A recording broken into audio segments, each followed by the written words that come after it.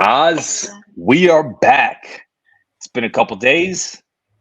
How's your weekend? It was good, man. It was good. How about you? How are things?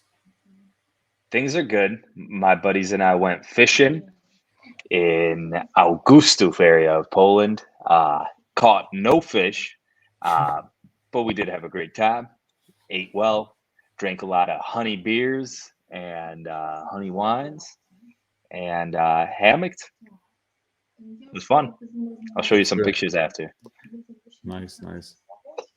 Yeah, we had a lot of dinners. We ate a lot this weekend. Like we had some iftar dinners. Some friends invited us over, and then we went to one with some friends in Hamilton, or not in Hamilton, in Vaughan, close to Toronto. So yeah, it was a busy but good weekend with lots of food and friends, and yeah.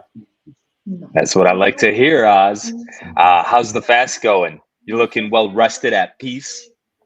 Oh man, yeah, it's you know what, it's difficult, man. It's the cumulative effect of it gets tiring sometimes. So I take a lot more naps this month, but it should be like the last day should be the 20th or 21st. They're still waiting. Some people just pick a date, and then like Mhm. some countries just go by a certain date from an old calendar, and then others wait to see the moon.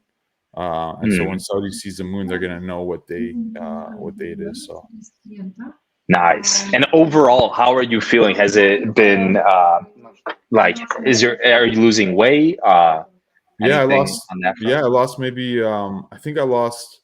I was like fluctuating from 210 to 220, and now I'm around like 205, um, Okay. which is good. And then yeah, like it's nice too because like the early starts to the day, like I've got a lot done this month.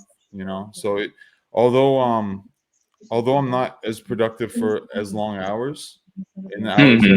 that I am focused, I'm very productive, and so it's just been a nice like a nice break from certain things, certain places, certain you know. So yeah, it's been a beautiful month. But I'm excited to have coffee again. During the day. So Nice. That's savage. That's savage. I've been I when I this is a little off topic, but before we get into the show, I really enjoy talking to you and just how you live and getting to know you. Um, when I when I left Percy Transportation, I traveled the world a little bit, and I lived in Texas for a while with some buddies that mhm, were practicing the carnivore diet. And what they would do is they wouldn't eat all day; they'd only drink coffee, like big ass mugs of coffee. Go to work, wouldn't eat anything until maybe 8 p.m. after we'd get back from the gym, and mhm, then we would eat like 2 pounds of meat and eggs. And that was like a very difficult switch where my entire life I was eating 3 4 meals a day to mhm, fasting until that 8 p.m. period. I was just like dying trying to like last. um but now that switched to my lifestyle, like I regularly don't eat until 3 4 5 p.m. and mhm. feel great. I feel much better than I did in high school when I was eating a big lunch, and then after school I'd be driving home with my buddies and I just had no energy to even speak. So I I can attest to the fasting and how much of a life change it is. I Mhm. think for the positive. So the one thing that's a little different is the no water and no coffee, obviously. So when you can't drink water and like liquids, and you get dehydrated too. So it's different. But what you like, one thing that you said is absolutely true. I think the meals we eat at lunch are so carb heavy that we get a spike and then we crash, right? And so one thing you notice is a more consistent level of energy, like you're not up and down, right? And so that's one good thing about, like, these people who are doing intermittent fasting, or maybe just having a coffee or water, some some kind of small things during the day that's not really going to offset that balance. And then even at night, I find if I have like I cook a lot, so if I have a little bit of quinoa, some meats, a salad, I'll feel really good. I'll feel amazing. Mm. But if I have a lot of spaghetti and less meat, like if the ratios are off, then I'm a little bit off too. So yeah, man, it's super important what you put into your body. And I'm no expert at all. I just know certain things make me feel a lot better. So I try to stay away from, like a lot of the like sugar too. If you have a lot of sugar, which I've been doing a lot during Ramadan, like we've had a lot of, because you get invited to dinners and everybody has dessert, right? We have like baklava and all these Good. traditional. Yeah, it's been good, man. It's been nice, but yeah, I'm ready to kind of get back into the swing of things and hopefully keep some of the good habits from from this month. So Stud. I mean, how long are you keeping? How many days has this been? It's been over 30 days for sure, no, right? it's gonna be I think around third. So I don't even think, when was it? March 20. March 23rd or something, 22nd. I forget when we started. So Okay. it's almost a month. Yeah. Nice. I know that with habits and new routines, it takes anywhere from 20 to like 200, and I think the U.S. Air Force or like the U.S. military, when you're learning to do fly a fighter jet, you need to have in there. You need to do every action, click every button, anywhere from 62 to 67 repetitions times to create a neurological pathway Mm-hmm. in your brain for that habit to start to evolve. And the more times you do that habit, the deeper it gets encoded into your brain. And then it becomes like brushing your teeth. So you're on day 20. I mean, if you can keep it up to, 67 days, then you might have a new Yeah. pathway coded in. No, I've actually thought about that, Tom, because I've heard you hear the 30-day, that it takes 30 days to kind of build a habit or break a habit. So I think this is a good amount of time to actually, just rid your life of some things that maybe you don't need, right? Like that aren't doing well for you, or so I think it's a good amount of time to actually kind of refresh. And yeah, Mhm. you're right. Like it's repetition, and you're focused on other things. And hopefully, like I said, hopefully some of those great habits stick, and you trim off some of the bad habits. So Fascinating. I think life changes and adding little twists into life is really helpful. And tying it into MMA a little bit with like a nice little smooth transition. I was watching Jorge Masvidal and Joe Rogan. I watched like a short, and Jorge was talking about Yair Rodriguez, and Yair Rodriguez, that's his last mhm. name, right? Yep, uh, that's it. and and how he goes into like Aztec temples in Mexico, and he just cuts himself off from his phone, from his internet, him and his team, and they're just locked in there for like 100 days or something. He said, and like way to change like the rhythm and get real focused and build good habits. And then speaking of that mind muscle connection, the way you hit that bag and like every type of new action and movement you perform in fighting, like that's all neural pathways. Hmm. And Yeah, so that every time, go ahead. also, sorry, I didn't mean to cut you off. No worries.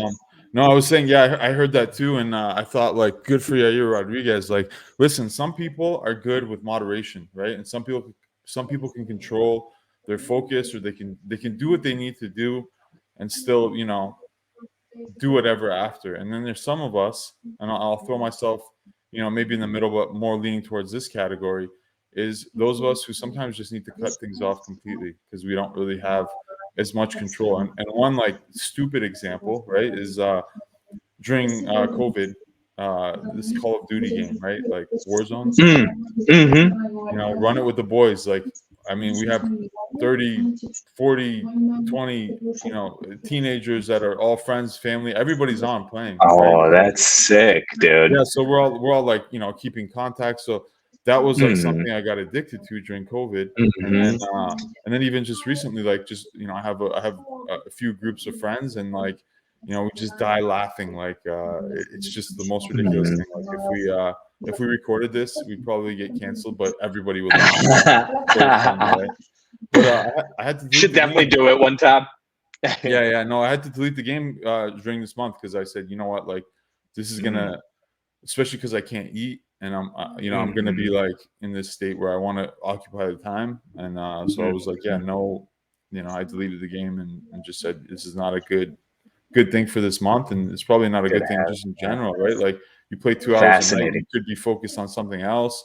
It gets your adrenaline pumping. You can't sleep in time, so it's That's interesting. That's a tough one to do because it's your family and it's your friends, and I know, it's like, fuck, this is building relationships with them. But at the same time, I know I'm not working on myself during that time. Like if I wasn't doing this, I'd probably be thinking of new business ideas. Maybe I'd be, freaking stretching or working out or just things like that. So yeah, that's respect, man. Rooting for you to thanks. cut Yeah, that. Yeah. yeah. So like, yeah, my like I have friends who are like, we have a group chat and they're like, man, download the game and this and that, and I'm just like, oh, no, not right now, So, It anyways, sounds like you're a very you're a passionate personality. Like if you start doing something, it's hard for you to just completely stop. yeah. You go deep into it and like suddenly Well, one match turns into 2, 3, 4 hours and like going into the night, right? oh man, just Mhm. kind of going back into history, like Mhm. um, where I was, it was like a lot of people would like smoke weed or party on the weekends, and I Mhm. was straight edge. Like I didn't, like I think one or two times I like tried it, maybe three times in grade 9, and then I like cut everything off. Like Mhm. till like the age of 30, I like didn't touch a single thing, and I just looked at Respect. Not easy to do. thank like I say alhamdulillah that I didn't get into that, those Mhm. type of habits, but yeah, there's some things in life that you sometimes get hooked on, and it's not a good thing. So sometimes you have to either cut it out completely, or if you can do it in moderation, then do it in moderation. But I mean, we're trying to excel, we're trying to get ahead, so it's always going after those things that are going to make you Yeah. a better life and make you a better person. And so, yeah, but thank God I didn't get, into stuff like that. Cause like you said, Those man, are much worse. And if you take that same personality trait into those things, then oh boy, yeah, my like my life MMA, could be yeah. yeah, soccer at one point, MMA, golf, like, although I wasn't like, I trained in the past, but although I'm not like training, I'm like watching it and, like I'm into it way too much. Mhm. And yeah, so when I do get into things, I get into them. So I got to be You careful, get phenomenal, phenomenal. Love the self awareness, man. That's the superpower. Mhm. All right, Oz, OZ, let's get into it, my man. So today's video, we're gonna cover UFC Fight Night, Holloway versus Allen, fight rumors, Dustin Poirier accepting Gilbert Burns' fight, John Jones responding to Stipe's running accusations, and anything else we talk about. Fans blast Izzy for praising Andrew Tate. Rockhold prepares for the Mike Perry fight, and who's next for Islam Makachev? Let's get into it with UFC Fight Night this weekend. Holloway versus Allen. Did you watch? Oh yeah, man. So first of all, maybe we could start with the main event. Max Holloway said, I still got it.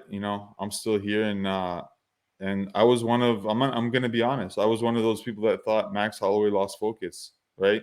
So Mm, he was speaking to me, and he proved me wrong. Like Arnold Allen, I think, is one of the toughest guys in the featherweight division, and he dominated that fight. He did one thing that I feel like he didn't he hasn't really showcased in other fights, and that was extreme focus and sticking to the script, sticking to the game plan, and not taking a lot of damage, and like kind of fighting a really smart fight. And he seemed focused when he walked in.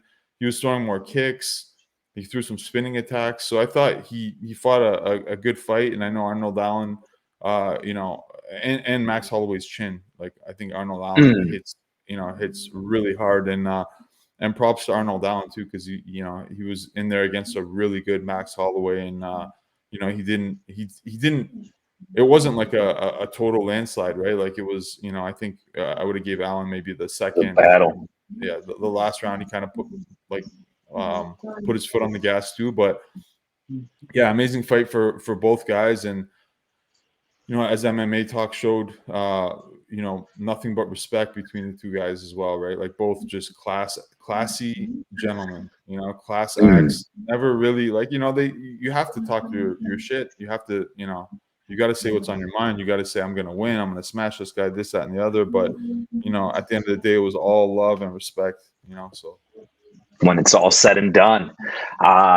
So Arnold Allen, that guy's like coming up like crazy. He's so dangerous, but at the same time, it's awesome to see. And it's awesome to see in the sport that, even like the legends, the people, the veterans, sometimes they can still have their night, and they can show the young up and comers a thing or two. And phenomenal to see. Yeah, like Max Holloway's fought like 20 something times in the UFC. Like this is like brushing his teeth to him, right?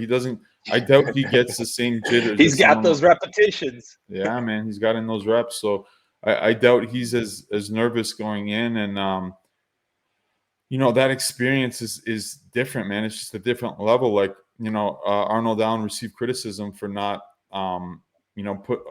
pushing on the gas earlier, and like bringing the fight to Holloway, but it's easy to say for anybody not fighting Max Holloway, right? Like he's a dangerous guy, and Max Holloway was really calculated. So yeah, I think this was a little bit of experience too, played its part, and obviously Max Holloway is just like a tactician, like a super technical, amazing boxer, right? So tell me about, like, if you could break down Holloway's skill sets for me a little bit, because I've never been just frankly, I've never been the biggest Max Holloway necessarily fan or viewer. I haven't watched a lot of his fights growing up. Tell me about him. What's his style? What's his strengths? What's his weaknesses? Just based on your perceptions of you growing up and viewing him. Yeah. So first of all, Max Holloway never. I mean, in the past, never a dull fight, man. This guy went to war. He's got a chin made out of granite. Like, his chin is like, it's crazy. He's a tall, kind of lanky fighter, amazing boxer. Like his boxing is amazing. His ability to, like, I don't know if you watched, there's a famous clip of him and Calvin Kattar. And somebody was saying, and he's like, I'm the best boxer in MMA. And he's like looking sideways and threw like a combo and then ducked some punches while he wasn't even looking. Like, he's just, he's an amazing boxer, amazing, and his takedown defense is really good. Like if you check out Max Holloway's takedown defense, I'm sure it's one of the highest in the game. Interesting. He's got wings that keep him up above the ground, right? Yeah, he's and this guy's fought everybody, man. The only guys to really beat him, I think, were Conor. Poirier, I think, beat him, and then obviously Volk beat him 3 times, right? But some of those fights are really close. So it's also a weird dynamic for the featherweight division now. Because Arnold Allen, like entering the top 3, I feel like is like top 3, top 4 is like a different level, right? And Arnold Allen was like just, winning every fight before this. And then this is the first time you really seen him have this much difficulty. So yeah, Max Holloway is just like a stud. He's a gentleman, like always. He's funny. He's a gamer too. He plays a lot of video games. And I think he's really good at video games too. Yeah. So, and I think he's like, he's sometimes like the way people talk, you might not think their fight IQ is high, but I think he's like this last fight, he really demonstrated his fight IQ. And even before that, man, he's put on some of the most entertaining, stand-up fights, in my opinion. Like, you should go back and watch, you should have a Max Holloway marathon, bro. This guy's a legend, like legend in the sport, man. Yeah, like look who. So if you go down to his loss, Yair Rodriguez. I can't see everybody here, but who did he fight before Yair? Before Yair, Kattar. Yeah, that's the Kattar fight. That was an epic fight. He fought Volkanovski a bunch of times, beat Edgar. Damn. He's taking out killers, bro. Kattar, like, speaking of iron chins. Keep scrolling down. Keep scrolling down. You're not gonna believe it. Like Poirier, probably a battle, I'm sure. Ortega, Aldo Ortega. twice. Aldo twice? What? Ricardo Pettis. Lamas when he was a stud. Oh man. Jerry Look, you got Charles Oliveira. Oliveira? Holy moly. Dude. Clay Collar, That's yeah. Holloway. McGregor. Shit. Yeah, man. Yeah, dude. This guy's got fucking fights under his belt. Yeah, bro. Holloway. He's you know, I'm not gonna lie, man. I doubted the man. I thought he lost focus. I thought he was, you know, I really thought Arnold was gonna win this fight. And you know, Max Holloway showed a new and improved Max Holloway, right? Like I feel like Arnold just didn't have the answers for him, right? Like he just couldn't penetrate he couldn't solve the problem, you know? Yeah, that's fascinating. I wonder what changed in Holloway's world and prep for this camp. I'm so like interested to see like what he'd have to say. Post fight, he said, "This fight, I wanted to like touch him and not take a lot of damage." I mean, we've seen like Max Holloway be winning a fight. I forget, it might have been against Lamos or something, and he's like pointing to the middle, and they're both just he's winning the fight, and they're both like throwing haymakers. Like it was. He's just risking it for the biscuit, right? Yeah, still young, and he's like, I can take this heat. Yeah, but and now, I mean, like he's got a lot of wear and so I think maybe he's just like starting to realize now, like, you know, the path he needs to take to, you know, I need to float like a butterfly a bit more. Yeah, to have some longevity too in this game, man. You know, the guys. That's something you like talking about. You talk about a lot, and like it's awesome. It's awesome to hear because it's actually good for the sport. Like fighters actually. It's good for Max Holloway. Like, I mean, you know, if you look at fighters who are defensive, and you look at fighters who gone to war, look at how they talk in 10 to 15 years, man. It's absolutely tragic, right? And so yeah, I mean, listen, everybody loves to see, and Max Holloway has gone to war, but I think if he wants to kind of, he's got to change, extend his career. He's 31 now, so he can still young, yeah, man. Damn, blessed. Damn, blessed. Okay, brother. I like that. Thank you for telling me a little bit more about Max. I'm definitely gonna have to do a marathon and watch some of his fights. Yeah, there's a so just I'm gonna recap quickly because I know I don't have too much time here. So oh my god, I'm drawing a blank on the fight before now. Is it a Holloway fight or no? It was Barboza against Billy Quarantillo. Yeah. So crazy knockout, like you could tell, you know, Barboza's deadly with his knees and spinning kicks, and he caught him with one of those knees. You know, he also knocked out Dariush with that with a little bit different of a knee, but a knee too. So, you know, what's interesting about this fight is that it looked like Billy Quarantillo took the blueprint that like Khabib and Kevin Lee and a lot of fighters who fought Barboza took, which is kind of like taking him down, and you know, so I think Barboza and his team finally made that adjustment, where like nobody wants to stand with this guy, man. He's such a good kicker. Like his kicks and knees are just like the top in the game, right? Like top 3 for sure. And so I think they were expecting that he was going to get taken down, which, you know, sets that knee up. And I think he repped those knees and, you know, repetition, baby, you know? Yeah. He landed that knee and you know, knocked out Quarantillo. So, yeah, a great fight. And then there was one fight before that, which was that was really an awesome fight too. And that was, I forget, Azamat Murtazani, I think, versus Dustin Jacoby, and a lot of the you know, a lot of people thought that, well, not a lot of people thought Dustin Jacoby comes from kickboxing, right? So a really good stand-up guy and tough as nails, like so a lot of people thought maybe, you know, that he would take that fight away, but Azamat. I don't want to pronounce his name wrong. No matter how you do it, you're gonna get criticized on MMA Talk. I get yeah, up for that. It's Azamat Murzakanov. Okay. So yeah, man. So like this guy was actually beating Dustin Jacoby on the feet, and he said after, he's like, everyone said this guy's a great striker. He's like, I want to show that I'm the best. Already calling for a title. You love to see it.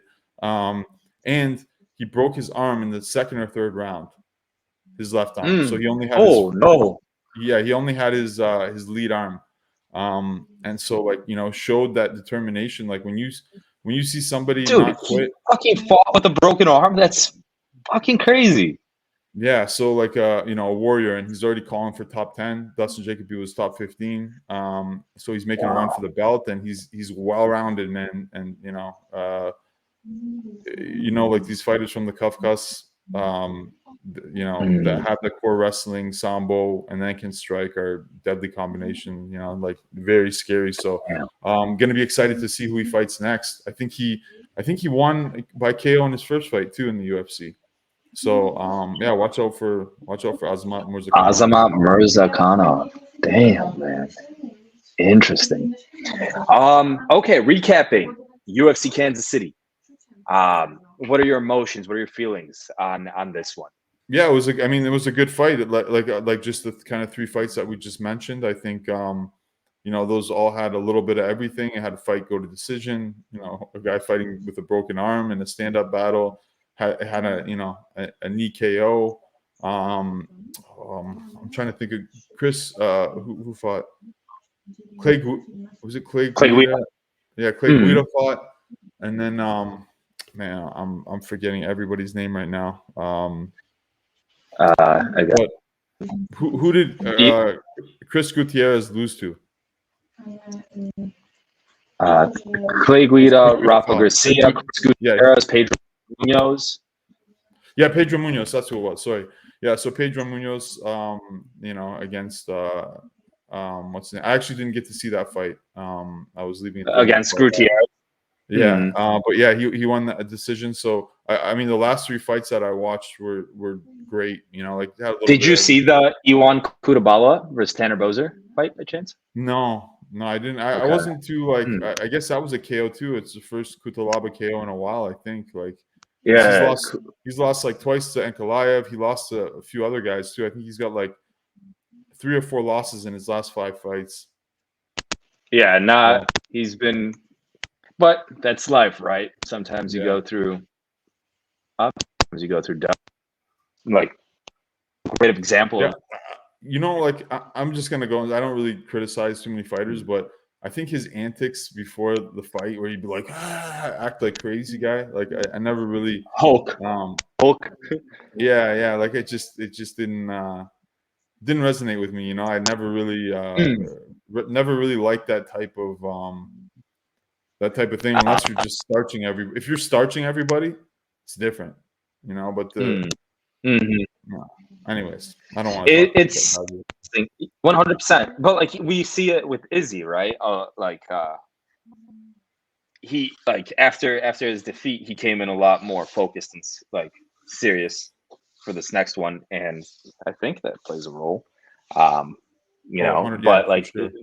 It's not easy being a fighter because you got to balance staying relevant, and you got to figure out your way of getting people's attention, because sometimes just fighting alone is not enough, right? You got to sell fights, right? You're right. You're absolutely right. Yeah. So putting yourself in the fighter situation, like shit, he's like, fuck, I don't really want to paint myself as the Hulk, but I need to think of something here to that's a great point. Mm-hmm.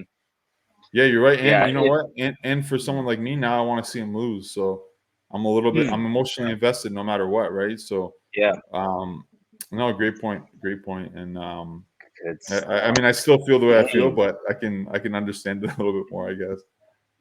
Good shit, Oz. Fight rumors.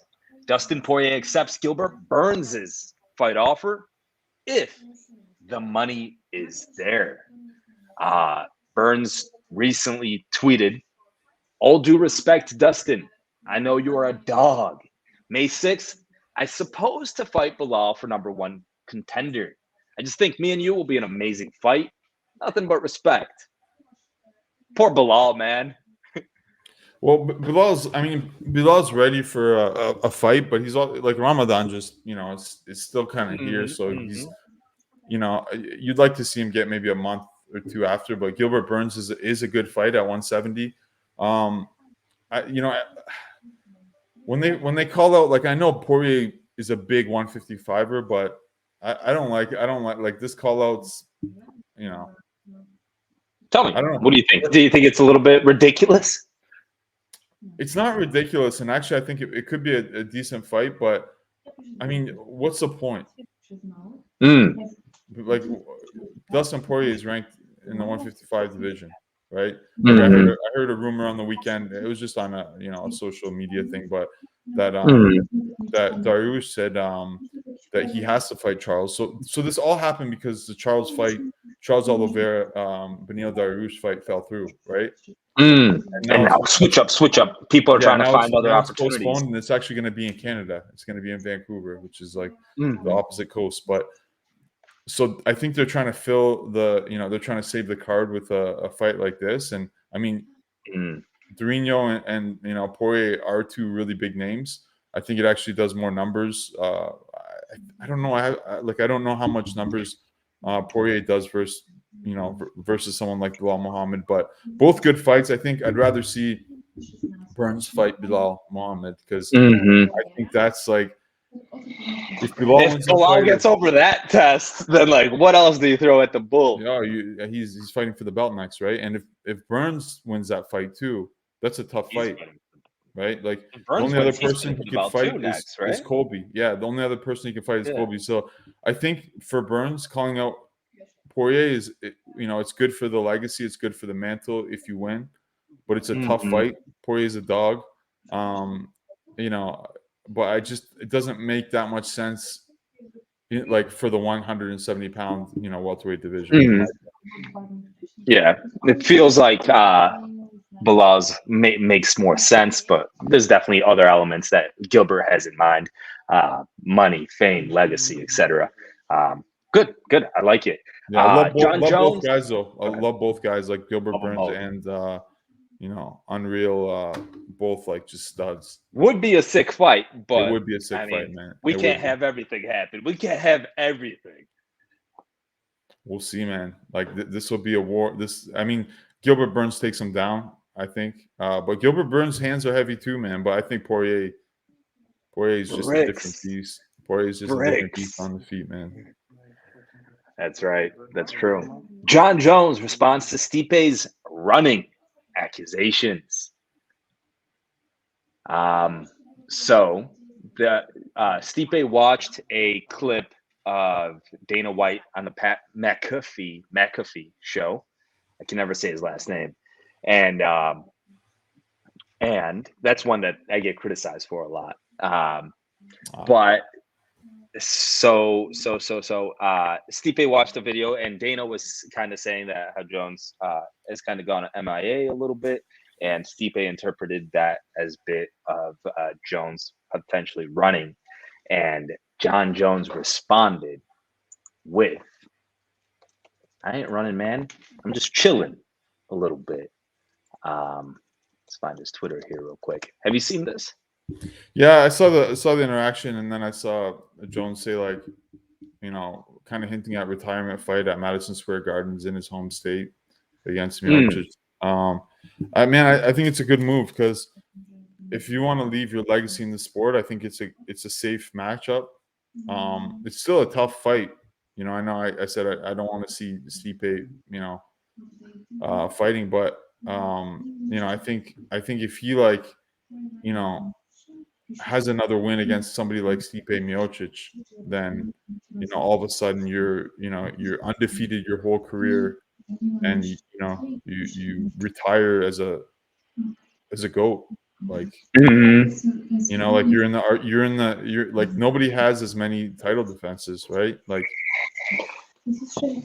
there's only a few guys that can. So you're saying it makes sense for Jones to retire after Stipe. If you're Jones, Am I hearing you right?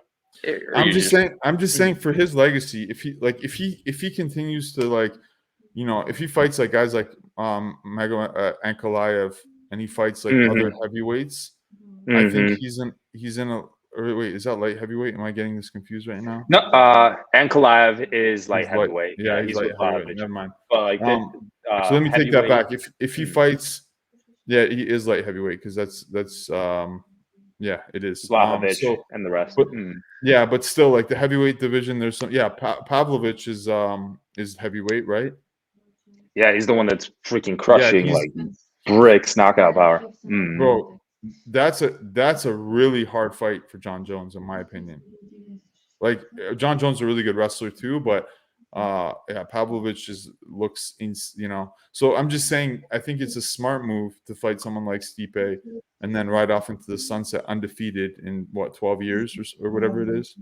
You know, it's just like for his legacy, like, how many more You're right. fights is he gonna get in? And he's like, you get one loss, and then it's like, you know, all of a sudden now, and listen, Habib's one of my favorite fighters, but you know, you get one loss, and now all of a sudden it's like, Stains it a little bit, right? Yeah, it does. Yeah, now everyone's saying like, and again, like, if you care what people say, I mean, like, the best fighters take risks, and you know, yeah, they're I'm sure not Jones dogmas. does a little bit. You know, I mean, you do have to manage reputation at the end of the day, manage legacy at the very least, right? At that level, Yeah. legacy is freaking important. So if you're John Jones, you're definitely hesitant about who you fight, and you know, trying to maintain that legacy. But there's also the opportunity to build onto it, and Stipe is a great one to, you know, Yeah. solidify that goat reign, like make it very hard to dispute. And then especially if you somehow add another one into there, you know, like a freaking Francis Ngannou, how sick would that have been and be? Talk to me. Yeah, so I think that like I'm not afraid. I don't think John Jones is afraid of anybody in that division. You know, I just think, like I was saying, like, I think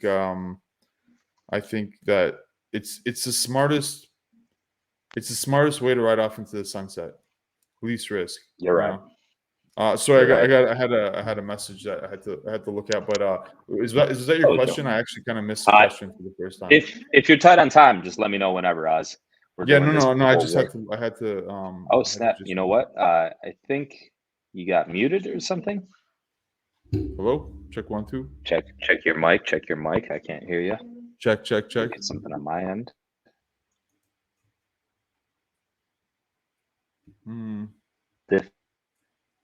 Hello.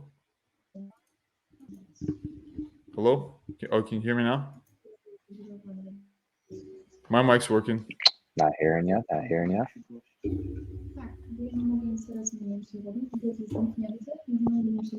Can you hear me now? Check. I think it's your mic. I think it's your speakers. Pardon me. No bueno. I don't hear you, Oz. Do you think I should remove you from this and get you back in? We can try that. Yeah. Let's try that. All right. See you, my friend. Where's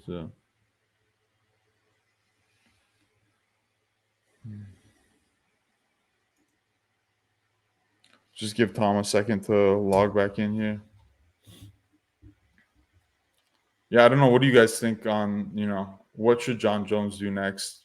You know, is obviously taking those big fights is, you know, adds to his legacy, right? He was willing to fight Francis Ngannou, so obviously, you know, the man's not afraid of any other man or any other fight. But with that being said, like, you know, what's more important to, I guess, is a risk worth the reward at this point? Yeah, I'd love to hear from you guys. I'm just gonna message Tom and see what's going on here.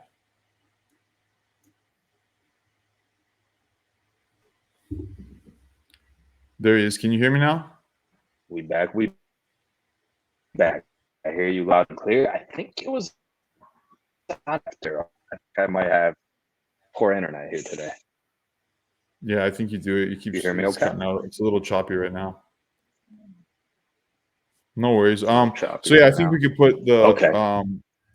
I think we can kind of go beyond the Jones thing. What else? What else you got, Tom?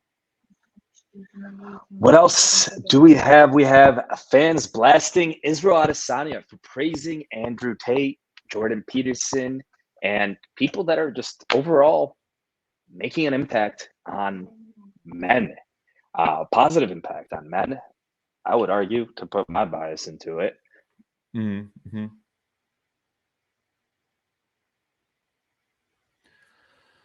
Yeah. So, regarding Izzy's comments, I think he was on a podcast and he was praising the likes of Jordan Peterson, Andrew Tate, and David Goggins. And I mean, are those the best guys to talk about masculinity? Maybe, maybe not. But I don't know what people expect from UFC fighters. Everybody wants everyone to be exactly like them, and I think we need to celebrate some of the differences. And not everybody's going to be just because you like him as a fighter, he's not going to stand for everything you stand for, right? It's um, it- you know, everyone's going to have a different opinion. So I don't think he should give any attention to it. I know a lot of the fighters are saying, coming from a guy with pink hair and nail polish and a dog collar, wearing a skirt and all this. Like, do I like that type of stuff? No, but at the end of the day, Izzy is keeping it 100% Izzy.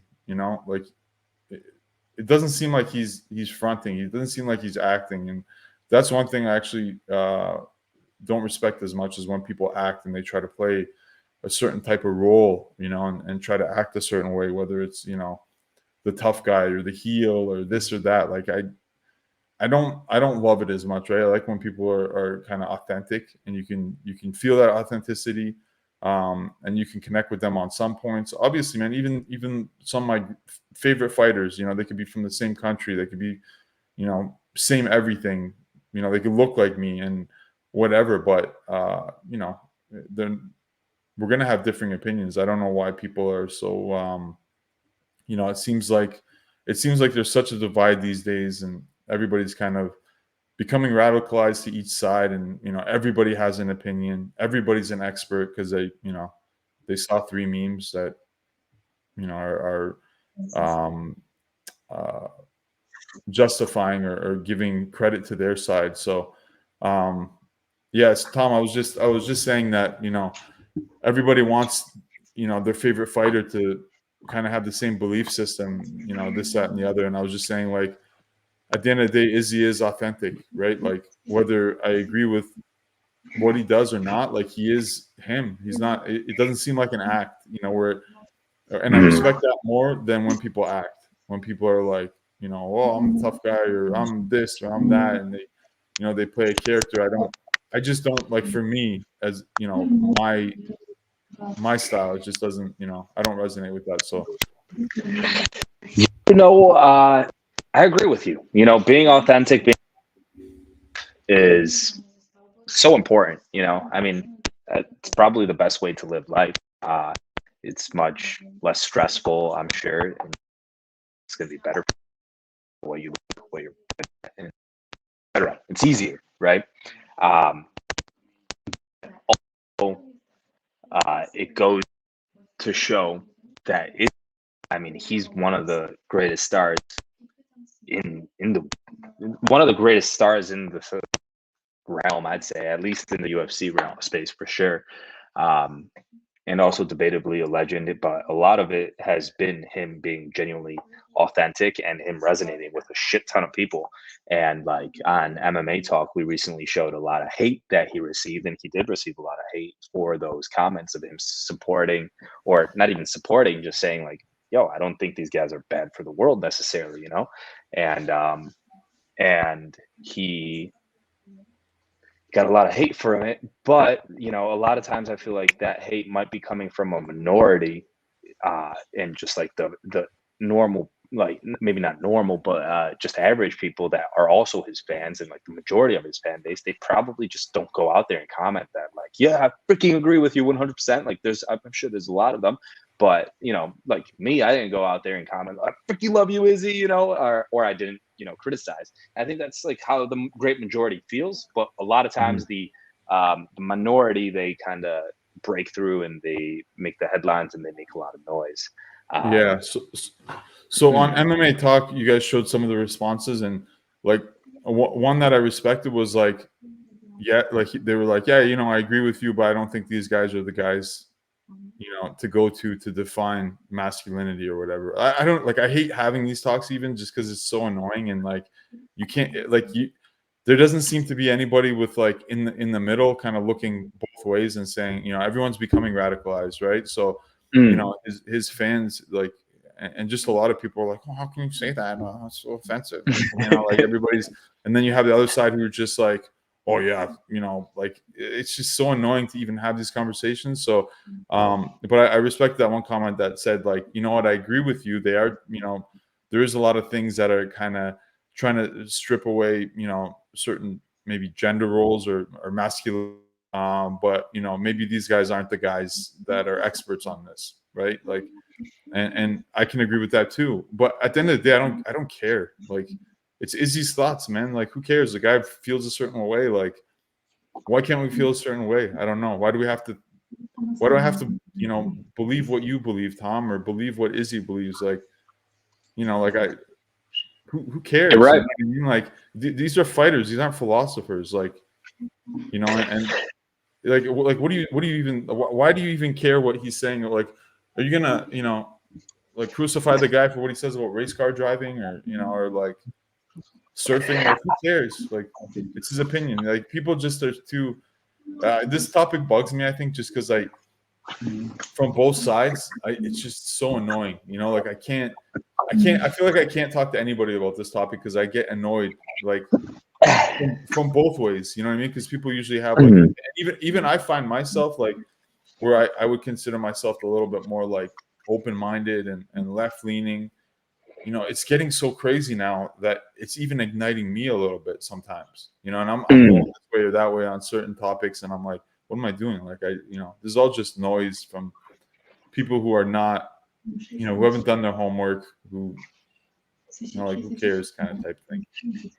Yeah, it sounds like you're so frustrated with this because a lot of the like extreme and like thoughts where like you can't have a reasonable conversation about it emanate, and you're like, dude, this is frustrating. Like, this is his opinion. It does play an influence. Like, he is a big influence on a lot of young growing people. So like his opinions, I think, and Andrew Tate's and Jordan Peters' sins, I think they are important because they have such a big audience, because it is like what most people, young men, hop on the internet and like now look at phone times are up like 6 hours a freaking day. Like, that's your new teacher. That's like partially your teacher after school, right? Yeah, It's your they're coach, not reading scholarly. They're not reading scholarly peer review. They're not. Yeah, they're not opening up Marcus like, Aurelius and reading Meditations, but they are listening to Robert Greene talking about what that was about, or so it is important what people think. It's just and what superstars believe, and I think we shouldn't. I think more superstars should be open about their beliefs. And I think we as audience should be more accepting of, yeah, that's what they think. It's interesting. And like you said, who cares, right? It's what they believe. And if like, that's what America is built on, right? And it's been like the most successful system for a long amount of time, just letting people believe what they believe, and either agreeing with it or not. But shit, you do you, I do me, as long as it's not hurting anyone, like, we're all good. And so if a large majority of young men want to grow up and want to learn to be more like Andrew Tate, or more like Jordan Peterson, or more like freaking Izzy, then fuck, that's what the market wants. It's a free market, right? As long as they're not hurting anyone, then just don't block that shit. Don't try to censor him. Don't Yeah.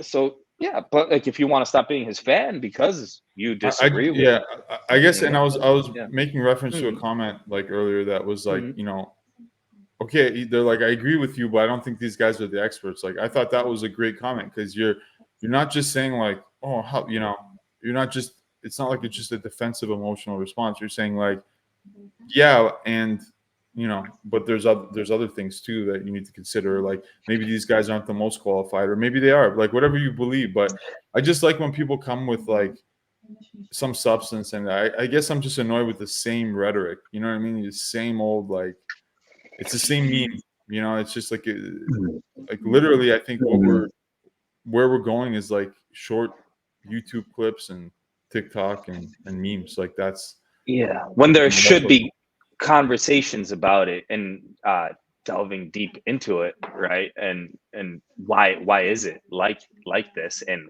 what way should it go? But yeah, that's a very deep conversation and Yeah, I think what a it, tough was one it to dig into, right? was it Paul Rousseau or one of the philosophers talked about the theater coming to his city and ruining things. And Mm, oh man, that's interesting. I'm terrible This with. is actually fascinating for me. Just share your like your understanding of it, please. Okay, so I just want to look up the philosopher because I want to say it's um.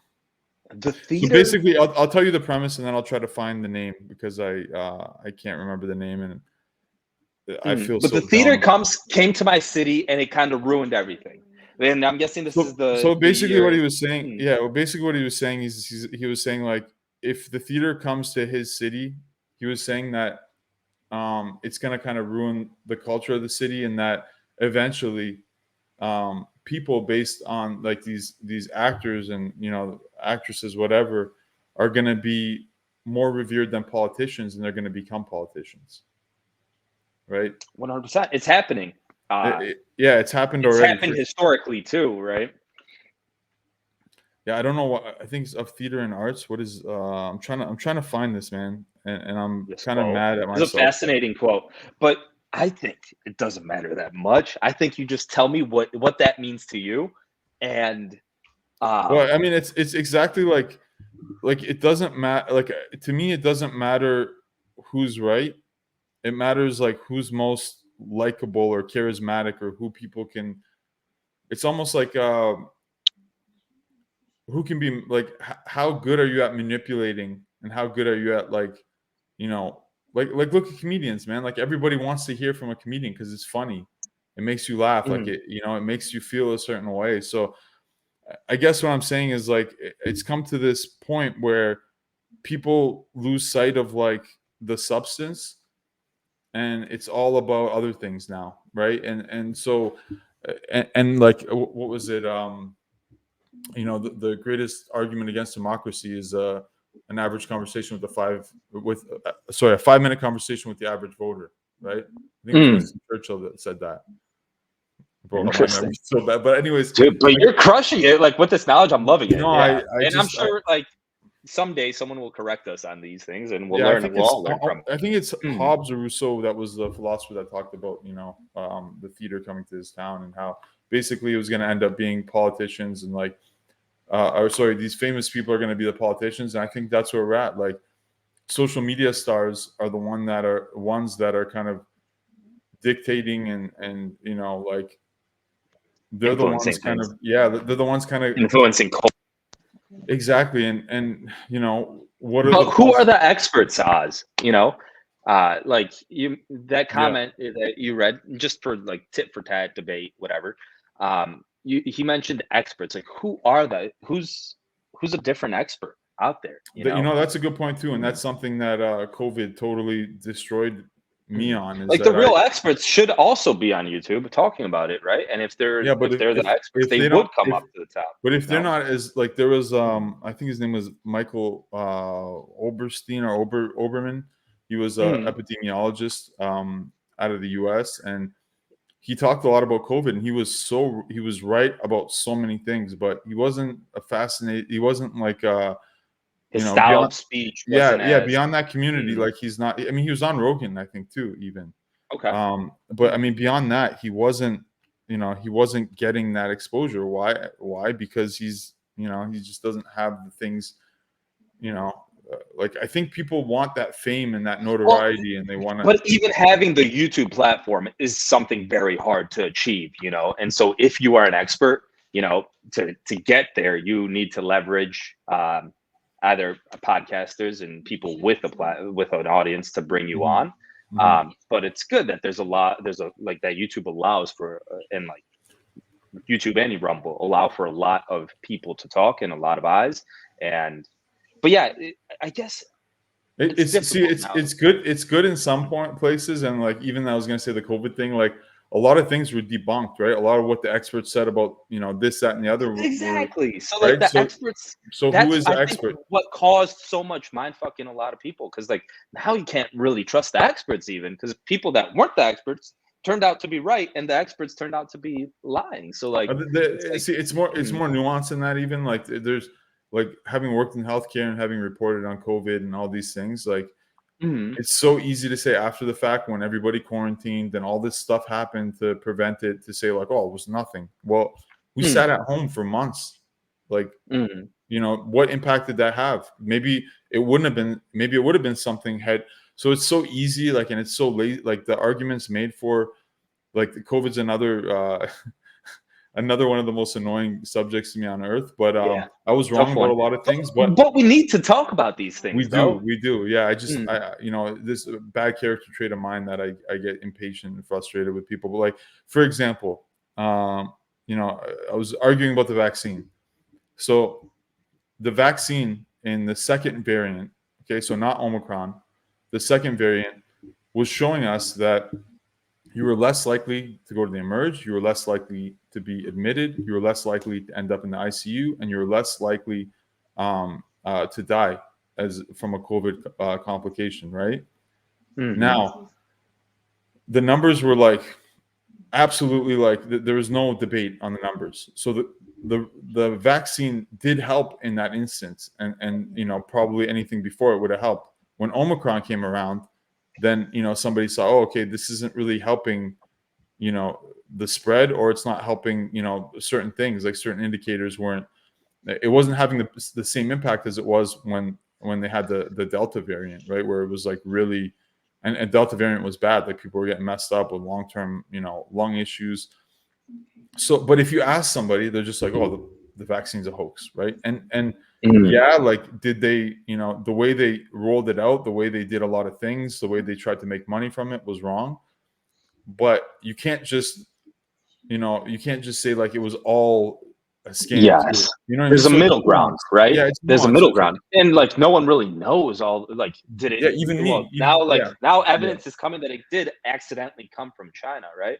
And the reaction of the government, of people, it just kind of goes to show that no one's really in control. And like, I mean, things can kind of evolve in our lives in an unknown direction. And we all play a part. We all are influencing this ecosystem in a way. Like, Izzy is influencing history, in a way.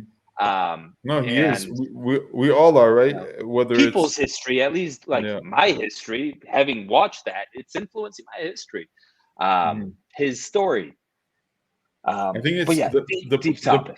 The problem is like the information overload, I think, right? Like, that's what's and a lot of but the thing is too, like, a lot of non-credible things turned out to be even true. So now you have a situation where it's like, I don't even know what to believe anymore. Like, they're like saying, oh, it came from China, and I'm like, okay, are they just saying that because right now there's like a disruption and like kind of like a hegemony of the US, and Russia and China are trying to kind of challenge that a superpower, and kind of trying to change the dynamic of world we live in. So is that it? And then who knows? Like you said, man, who knows what's real? And like, it's important to talk about, but I find more peace focusing on the things I can change, and doing better at work, being a better friend, being a better family member, better this, better that, and like improving better for your health.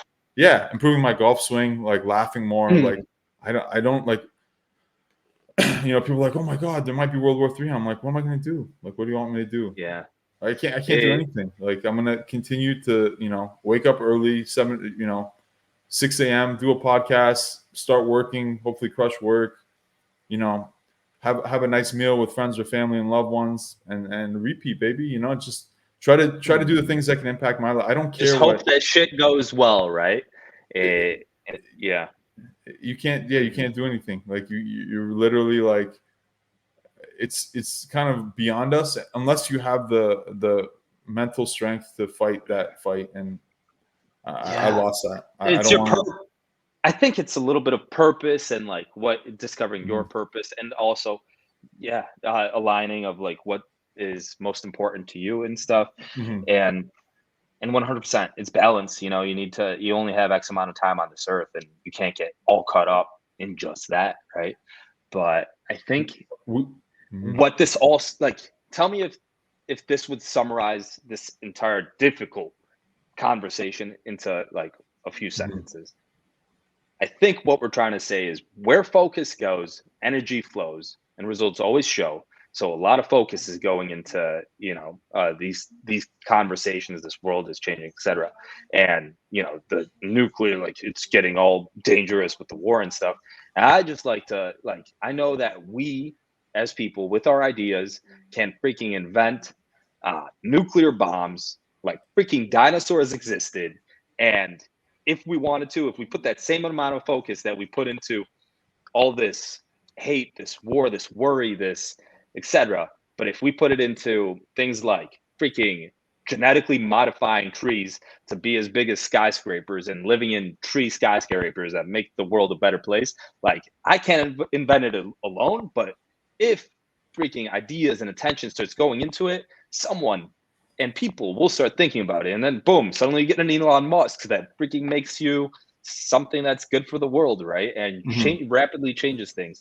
And so, like, one thing I heard about ancient Egypt was, like, at sunset, the entire city would go out and everyone would look at the sunset, and if everyone at that moment, if you just got people that were like, everyone got a text message today and like, hey, can everyone for a moment just think about how we can make the world a better place, and submit your ideas here in this quick text message or something like that. And if we just like all focused our thoughts into something like that, maybe we'd come up with like good solutions for problems. Crazy, absurd idea. I don't know if I summarized our conversation. No. So you brought up a point I wanted to bring up, is like, if everybody had my philosophy on this world, we'd be doomed, right? Because I'm just like, kind of like, I don't want to deal, like, I don't want to deal with it. Like, I'm done with it, right? But you just don't know, right? You don't know how else. But one thing that's really like what you're saying is, and there's people like you, Tom. There are, but they're a dime a dozen who really think like I do. Like, any decision I make too is like for the greater good. I'm not like, it's not like, oh, just me. I give up a lot if we could. Life's hard. Life's hard. Yeah, I give up a lot if everybody could have like a certain minimum standard, but at the same time, like this conversation and talking about like what we ought to do is like, are people good or bad? Like, are people selfish or are people cooperative? And this is like the age-long debate in philosophy, is like what drives people, and what, because how many people do you hear say what you say? Not a lot, right? Like, how many people do you see do anything for power, for money? Like, who are the people leading? Who are the politicians? Why are we going to war? Like, it's power, resources, like, so it's not, if everybody thought like you, this world would be a better place, but that's not how everyone thinks. So then I think it's a matter of the systems that we put in place. Like, I heard in Germany, our system right now, like business, life is systems. Every business is a system, right? We're creating a system for regularly creating these talks and, trying to bring value to people that watch this, right? And just all systems. And so if like Germany can take a problem that they had with just people leaving bottles of Coca-Cola, beer, etc., all over the city. And so what they came up with is like, hey, let's put together a system where we create these machines that you could pick up bottles, put them in the machine, and you get like 5 cents, And like, what's it going to cost me? I'll pick up a bottle every time I go and like get 5 cents or 50 cents, whatever. And suddenly you have a financial system for like the average person.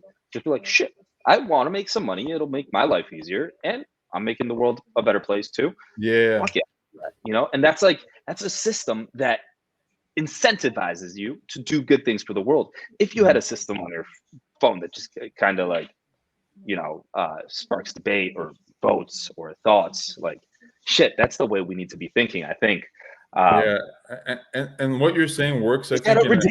impossible to do though? Is that impossible to do? No, I mean, what you're saying is great, right? Like it has it's such a great story, but it comes from like a developed country who's had like a lot of luxuries that the rest of the world don't have, and has the budget, and has, it's still corrupt, but maybe not as corrupt as some other countries. So like it's there's so many details that make things like, So less many possible. Or factors. like, can you imagine somebody running and they're like, I want to do a bottle program, and people are like, man, you want to waste our money to do a bottle program? Like if you did that in America, like even though they do offer, right? Like for cans and stuff, you can return cans. But if there was something like that and someone's like, oh, I want to put my effort on this, and people are like, well, what about Russia? What about China? What about, so it's hard for even people to get elected on these things that are going to have a great long-term impact for our society, for our world.